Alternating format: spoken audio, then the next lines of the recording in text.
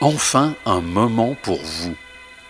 Vous choisissez un album dans votre collection, vous sortez le disque de sa pochette, vous le posez sur la platine. C'est l'instant vinyle.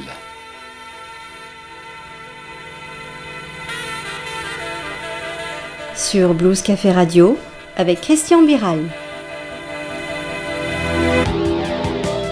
Aujourd'hui, je vous emmène dans le superbe bâtiment qui abrite le musée de l'imprimerie et de la communication graphique à Lyon. Il propose une extraordinaire exposition dont vous avez peut-être entendu parler car la presse nationale en a fait l'écho. C'est Vinyl Mania. Un tour du monde de celles et ceux qui font vivre les vinyles, des fabricants aux collectionneurs en passant par les créateurs de pochettes de disques et les boutiques. Autant de légendes qui font l'histoire de la galette noire.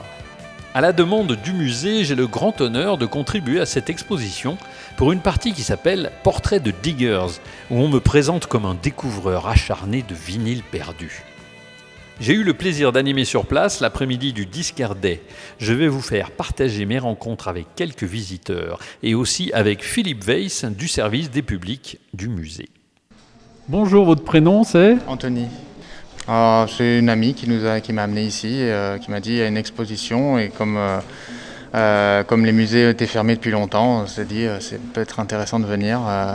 J'écoutais Bob Marley ou Jimi Hendrix sur des vinyles à l'époque, même les Michael Jackson, etc.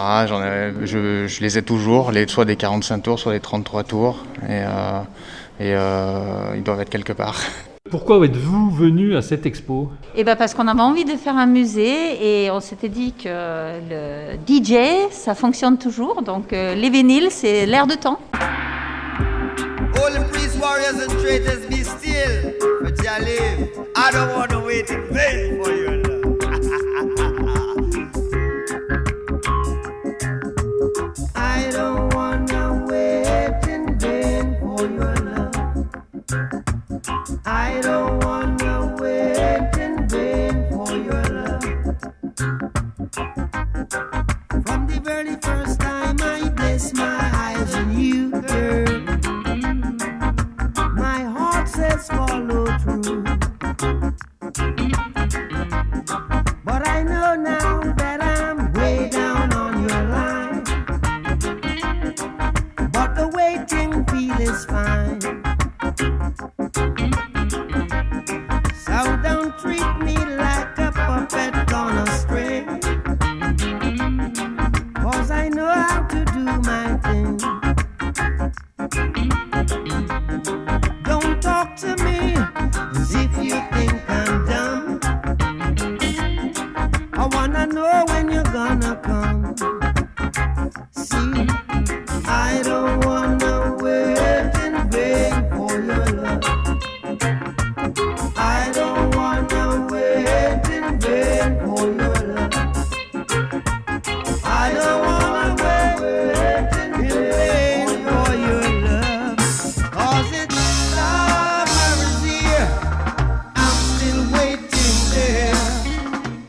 Winter is here, and I'm still waiting there. En fait, ce qu'on s'est dit avec Johanna, c'est qu'on avait envie de faire un musée avec nos ados. Et en fait, des fois, ils sont pas forcément à bloc pour aller faire des musées. Et en fait, les enfants adorent la musique, écoutent beaucoup de musique en streaming. Et c'était une façon de leur faire découvrir une autre facette de la musique. C'est vrai que c'est sympa de voir les ados qui sont en train de regarder des vieilles machines que nous, on utilisait à leur âge. Alors, pour la petite histoire, les vieilles machines évoquées par la dame sont des platines neuves qu'on trouve facilement dans le commerce, fournies par le musée en libre service pour les visiteurs qui souhaitent écouter des vinyles sur place. Ouais, je suis passé devant le musée, on s'est dit qu'on allait rentrer. Je savais pas qu'il y avait Pour moi, j'ai vu l'affiche musée de l'imprimerie, donc je me suis dit que ça allait être intéressant. Puis c'est encore plus intéressant qu'il y a eu l'exposition temporaire. J'ai 20 ans, je me laisse surprendre pour l'instant. Ouais. Qu'est-ce que j'écoute ? J'écoute beaucoup de rock, plutôt de la musique britannique des années 60-70. Un album à retenir, c'est difficile de choisir. Sgt Pepper, sans doute, le premier. Les Beatles. Ouais.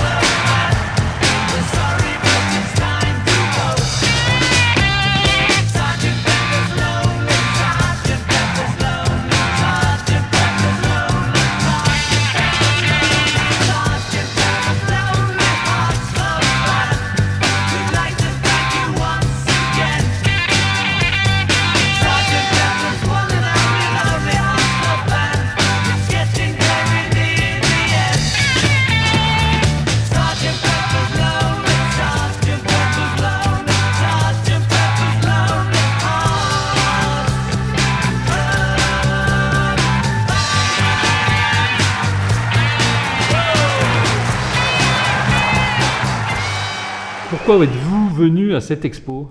Alors pour 2 raisons. La première, c'est que ma compagne est graphiste et qu'elle venait pour le graphisme. Et moi, en tant que fan de vinyle, collectionneur, accumulateur, si on peut dire, de disques, où j'ai eu la même phrase que vous, mets des disques, t'en as pas assez. Voilà, pour la même raison que vous, l'amour de la galette.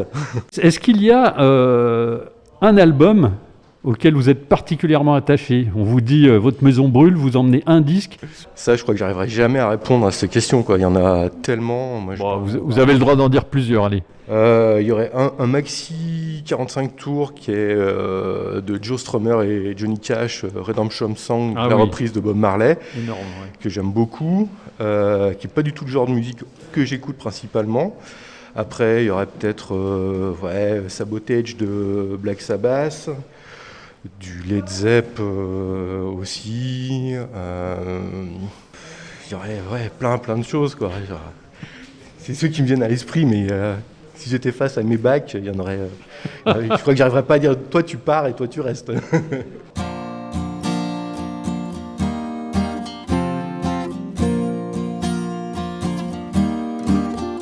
Old pirates, yes, they rob I, sold I to the merchant ship. Minutes after they took I from the bottomless pit. But my hand was made strong by the hand of the Almighty. We forward in this generation triumphantly. Won't you help to sing these songs of freedom? 'Cause all I ever had, redemption songs, redemption songs. Emancipate yourselves from mental slavery. None but ourselves can free our minds. Have no fear for atomic energy, 'cause none of them can stop the time. How long shall they kill our prophets while we stand aside and look? Some say it's just a part of it. We got to fulfill the book. So won't you help to sing these songs of freedom? 'Cause all I ever had, redemption songs, redemption songs, redemption songs. Old pirates, yes, they rob I, sold I to the merchant ships. Minutes after they took I from the bottomless pit. How long shall they kill our prophets while we stand aside and look? Yes, some say it's just a part of it. We've got to fulfill the book.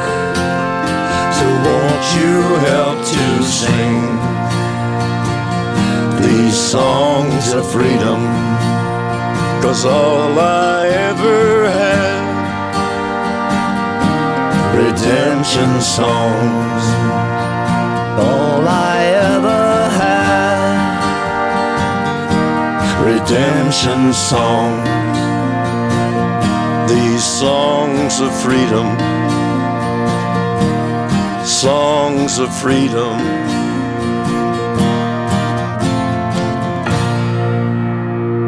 Pourquoi êtes-vous venu à cette expo ? Ah, parce que j'aime bien les vinyles. Ah bah 10 Years After, les Beatles, Creedence Clearwater Revival. Moi, c'est Santana. Et quel album, par exemple ? Je me rappelle plus du titre. Qu'est-ce qu'il y a sur la pochette ? C'est noir et blanc. C'est noir et blanc, c'est celui avec un lion peut-être ? C'est à la tête de lion. Ouais. Ouais.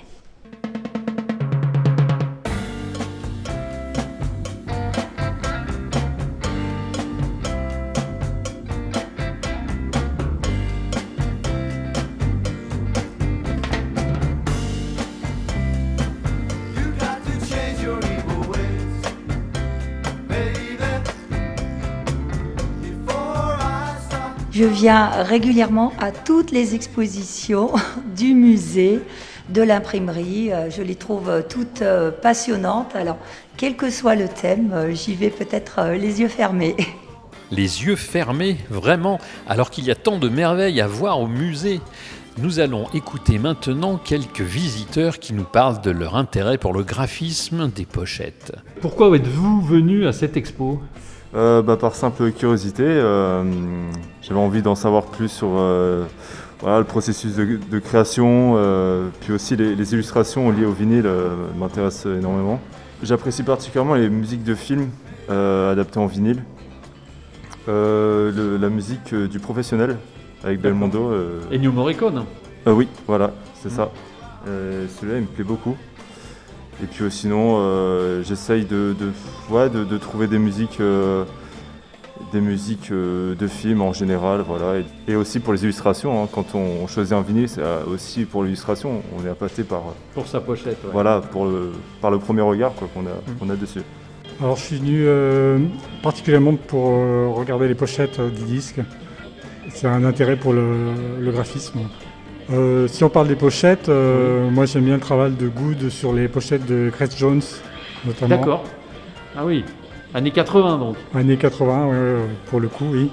Très bien. Il a fait plein de choses intéressantes, vous connaissez peut-être ? Oui, je vois Sûrement. très bien, ouais. D'ailleurs, je vois que vous avez un t-shirt rayé, c'est un peu années 80. Si on veut, oui. Alors dites-moi, qu'est-ce qui vous a attiré dans cette expo Vinyl Mania ? L'histoire, la globalité du vinyle, parce que je m'y intéresse de plus en plus. J'en écoute de plus en plus et du coup, je voulais connaître un peu les tout premiers, l'histoire des vinyles, les pochettes, le dessin, le côté artistique, le mélange musique artistique, qui m'attire. Pourquoi êtes-vous venu à cette expo ? Pour en savoir plus sur l'histoire du vinyle, et puis moi-même j'ai une collection, du coup c'est cool d'avoir une idée sur l'histoire et découvrir un peu tout l'univers graphique autour du vinyle. Est-ce qu'il y a un album auquel vous êtes particulièrement attaché ? On vous dit votre maison brûle, vous emmenez un disque. Est-ce qu'il y en a un auquel vous pensez ?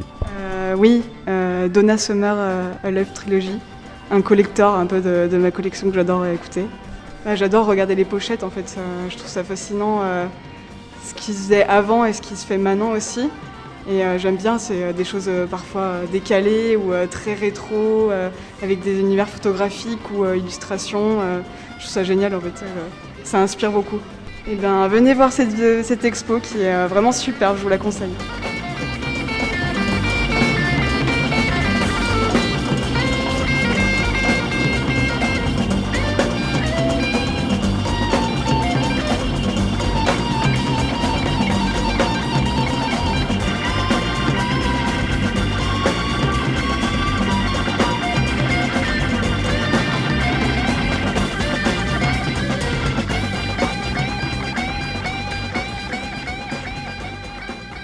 Bonjour, est-ce que je peux vous demander votre prénom ?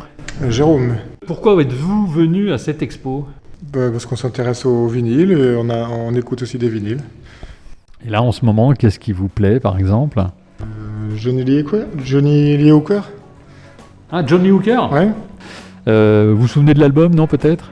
Non, c'est un vinyle que j'ai trouvé dans une brocante, donc je l'aime bien. D'accord. J'ai plus le titre en tête. Non. Qu'est-ce qu'on voit sur la pochette ? En fait, c'est un morceau qui dure 14 minutes, qui dure quasiment toute la phase du disque. La pochette, elle est colorée, de mémoire, ouais. Certains auditeurs de Blues Café Radio auront compris qu'il s'agit de l'album mythique de Johnny Rivers qui s'appelle John Lee Hooker, avec en effet la chanson homonyme qui occupe à elle seule toute une face du disque, mais ce n'est pas un album de John Lee Hooker.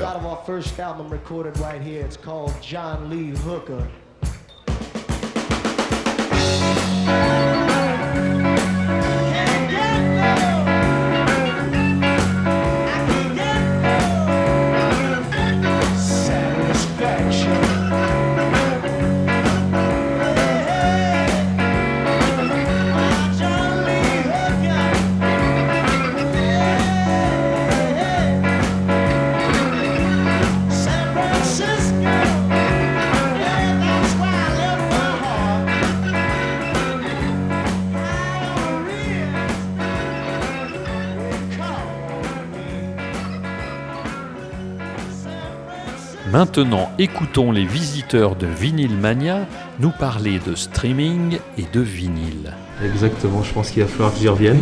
Même si c'est... j'apprécie Spotify, Deezer, parce qu'on fait ses playlists, c'est top. Revenir au diamant et on choisit les pistes, etc.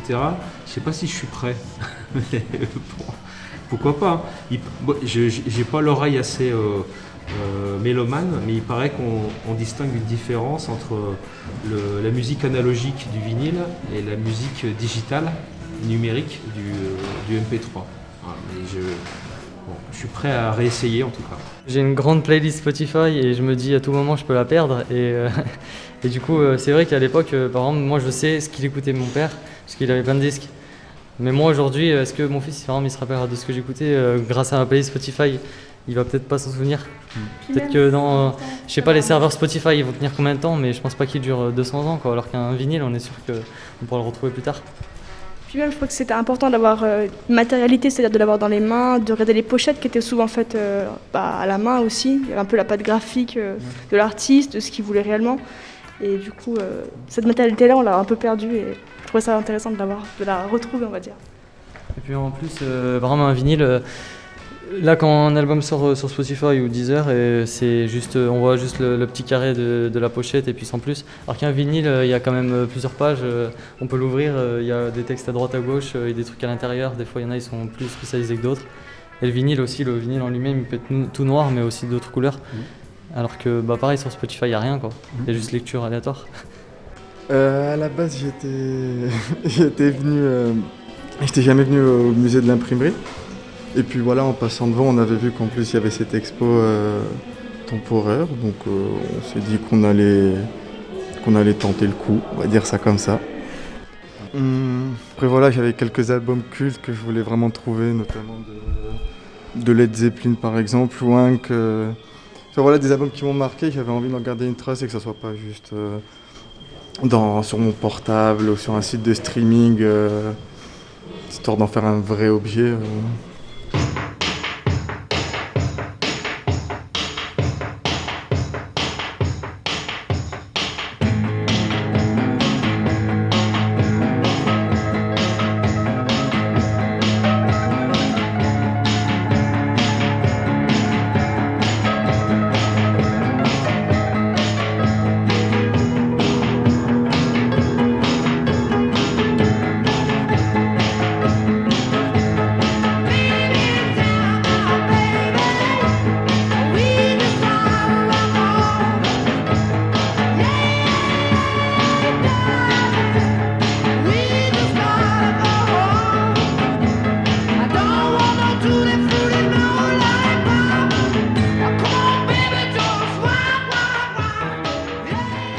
Moi, je suis étonné en parcourant sur l'histoire là entre qu'est-ce qui est le plus polluant entre le streaming et le vinyle.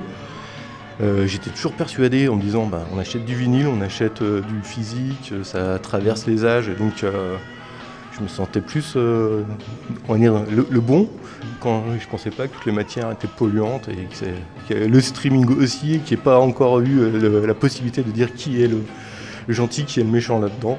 Je connais quelqu'un qui est informaticien et qui m'a dit qu'à partir de 10 écoutes d'un titre en streaming, en termes d'impact carbone, il vaut mieux acheter un disque en fait. Ça pollue moins. Donc un vinyle pollue moins que le streaming si on écoute beaucoup. D'accord, ouais, donc vu qu'un vinyle, souvent les gens ont tendance à aller rosser jusqu'à la fin et Et oui, parce que revendre, parce que le streaming implique des serveurs qu'il faut entretenir, qu'il faut ventiler, donc tout ça demande de l'énergie et voilà, et c'est polluant aussi. Ouais. Le numérique est polluant également. Bon, très, très intéressant. De rien, très belle expo. Bonne visite. Merci beaucoup. Après ce micro-trottoir de quelques visiteurs de Vinyl Mania, place à un invité de marque pour l'instant vinyle. Je suis maintenant en présence de Philippe Weiss du service des publics du musée de l'imprimerie de la communication graphique à Lyon. Bonjour Philippe, tu es quelqu'un qui a une participation active à l'exposition. Est-ce que tu peux nous en parler pour les auditeurs de Blues Café Radio ? Bien, en tant que membre de l'équipe du service des publics, effectivement, on avait une partie prenante pour l'exposition Vinyl Mania. Après la partie montage de l'exposition, on intervient pour le bénéfice et pour le plaisir du public.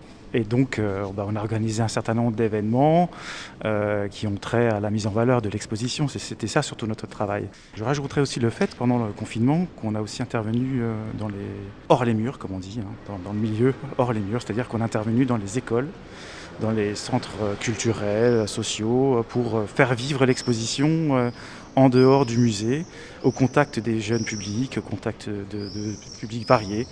Voilà, ça a été vraiment pour nous aussi une belle expérience.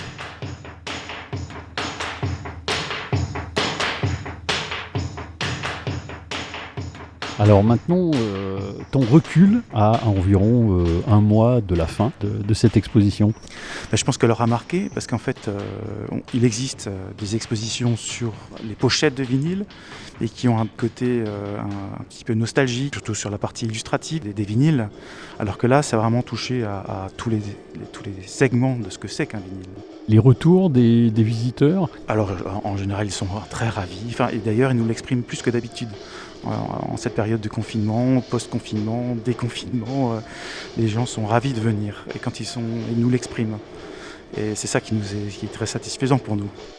Alors Philippe, pour jouer le jeu de l'instant vinyle, tu as bien voulu parler d'un disque, voire d'un coffret de vinyle qui t'a particulièrement marqué. Alors, si on parle d'une musique ou si on parle d'un vinyle, ce qu'on aime, c'est qu'on va parler de soi-même un peu aussi. Et donc là, je suis venu avec un disque vinyle, enfin un coffret, qui a été réalisé par les Percussions de Strasbourg. Strasbourg, dont moi je suis originaire. Et les Percussions de Strasbourg étant un groupe qui a été fondé au tout début des années 60 et qui était pionnier à l'époque. Ça n'existait pas avant cette époque-là. Un groupe spécifique dédié aux percussions en musique contemporaine. Et 6 percussionnistes ont créé à cette époque-là, avec l'aide de Boulez d'ailleurs, ce groupe qui ensuite est SME, qui existe toujours et qui est remarquable. Et moi, je suis issu de cette école-là.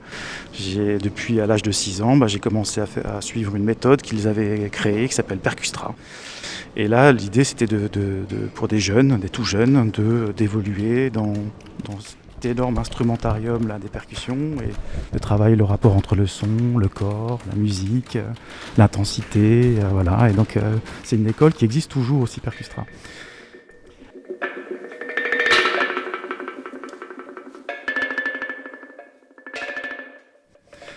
Et ce disque, pourquoi ce disque aussi, il est intéressant parce qu'en fait, je l'ai et puis je le trouve beau déjà à la pochette, très fin années 70, la typo, l'image. Et en plus, la thématique, en plus, le disque s'appelle Yemanja. Et Yemanja, c'est particulier. En fait, c'est le nom d'une déesse qui existe dans la culture Yoruba d'Afrique. Mais cette tradition d'une déesse qui s'appelle Yemanja, ensuite a immigré jusqu'au Brésil, avec justement la période d'esclavage. Et aujourd'hui encore, Yemanja, c'est une déesse qui existe dans le panthéon afro-brésilien, une espèce de polythéisme un peu païen, chrétien, catholique, un mélange des genres. Et Yemanja, c'est un peu la déesse des protectrices de la mer, des pêcheurs. Et c'est dans la religion candomblé, qui existe toujours encore aujourd'hui au Brésil, c'est celle qui va protéger les pêcheurs.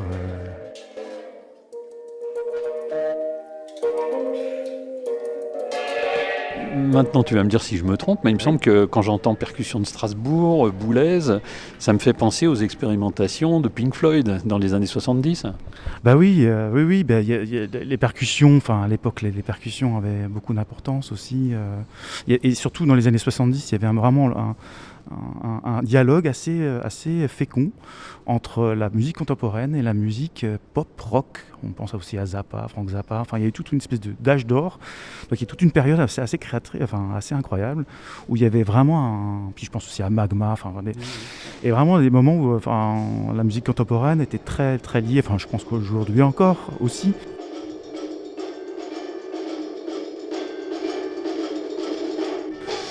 Et ce disque, il est merveilleux, là, de Yemanja, parce qu'en fait, c'est un coffret. Et en fait, c'est un coffret. Les Percussions de Strasbourg, à l'époque, avaient participé à une volonté aussi de travailler avec des élèves. Et en plus, c'était un disque où il y avait une face où il y avait l'œuvre et une autre face avec des sélections de l'œuvre expliquées aux enfants.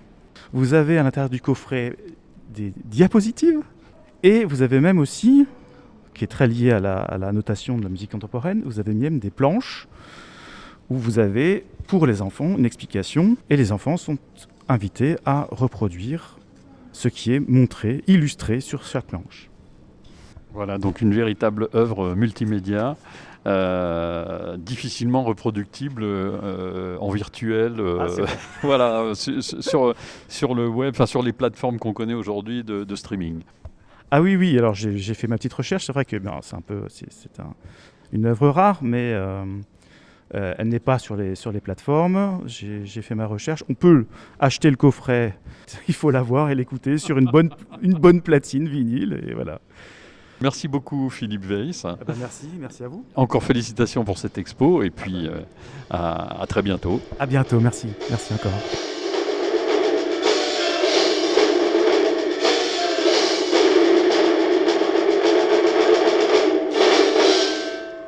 Voilà, cette édition spéciale de l'Instant Vinyle se termine. Je tiens à remercier le commissaire de l'exposition Vinyl Mania et directeur du musée, Joseph Beltante, Bernadette Moglia à la communication et rédaction, Philippe Weiss qui m'a accordé l'interview pour l'Instant Vinyle et si bien accueilli à plusieurs reprises, et puis bien sûr toute l'équipe du musée sans qui cette belle exposition n'aurait pas existé. Alors allez au musée de l'imprimerie et de la communication graphique à Lyon et je vous dis à bientôt pour un prochain Instant Vinyle. Sur Blues Café Radio avec Christian Biral. J'ai failli oublier de vous donner la liste des titres qui sont passés dans cette émission spéciale. La voici. Bob Marley, Waiting in Vain, les Beatles, Sgt. Pepper's Lonely Hearts Club Band, Johnny Cash et Joe Strummer, Redemption Song, Santana, Evil Ways, Johnny Rivers, John Lee Hooker, Led Zeppelin, Boogie with Stu et les Percussions de Strasbourg, Yemanja.